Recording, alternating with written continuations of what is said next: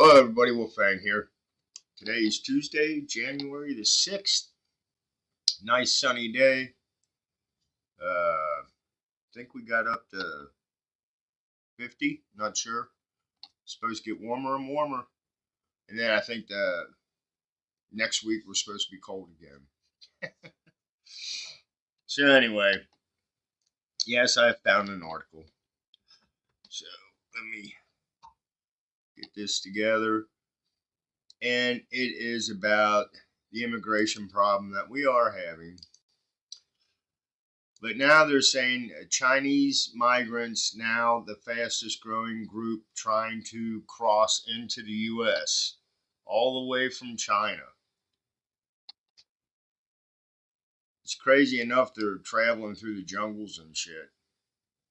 So it says after China prolonged and strict COVID lockdown destroyed her business, a woman decided to leave her two young children with family to travel to Mexico and cross into the U.S. through a hole at the border. She's far from alone. Chinese migrants are the fastest growing group trying to cross into the U.S. from Mexico.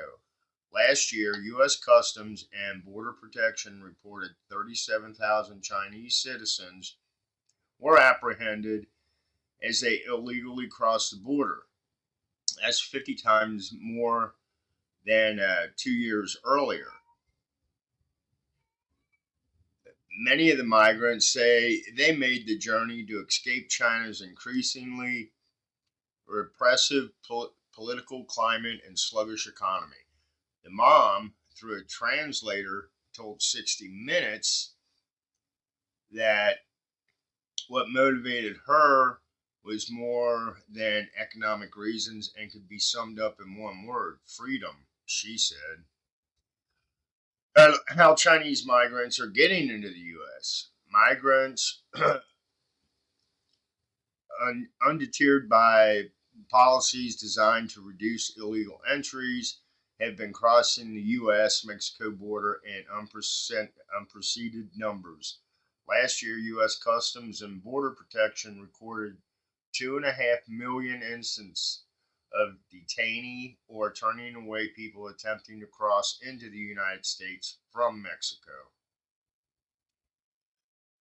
One point of entry is a 4-foot gap at the end of the border fence 60 miles east of San Diego.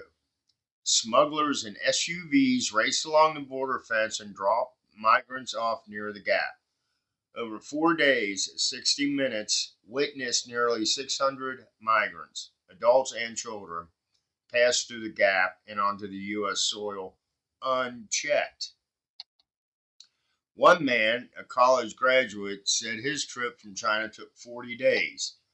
He said he had traveled through Thailand, Morocco, Ecuador, Colombia, the Panama, Costa Rica, Nicaragua on his way to the U.S. border. Holy crap. The GLAP is a global destination littered with littered with travel documents from around the world. With the help of a translator, 60 Minutes met some of the Chinese migrants coming through, including a teacher, a banker, and some small business owners and factory workers. Unlike the migrants who make the grueling journey through Central America, some middle class migrants from China arrived with rolling bags. Some said they took flights all the way to Mexico. Wow. Many flew from China to Ecuador because it doesn't require a visa for Chinese nationals. Then they flew to Tijuana. The migrants said they connected with smugglers and paid $400 for the hour-long drive to the gap at the border.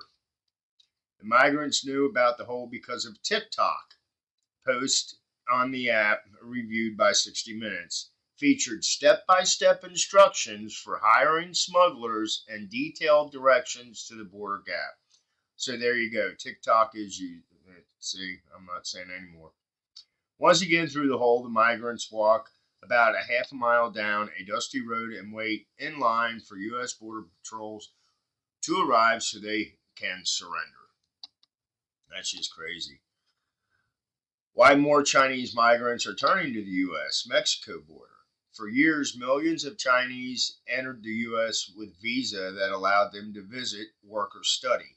But in the last few years, those visas have been increasingly difficult to secure as tensions between the two countries have grown, which makes sense.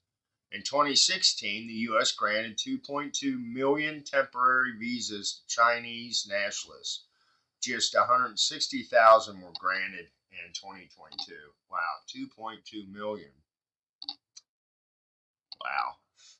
With visas more difficult to acquire, many are turning to the U.S. southern border where they cross illegally, then wait to be picked up by Border Patrol agents.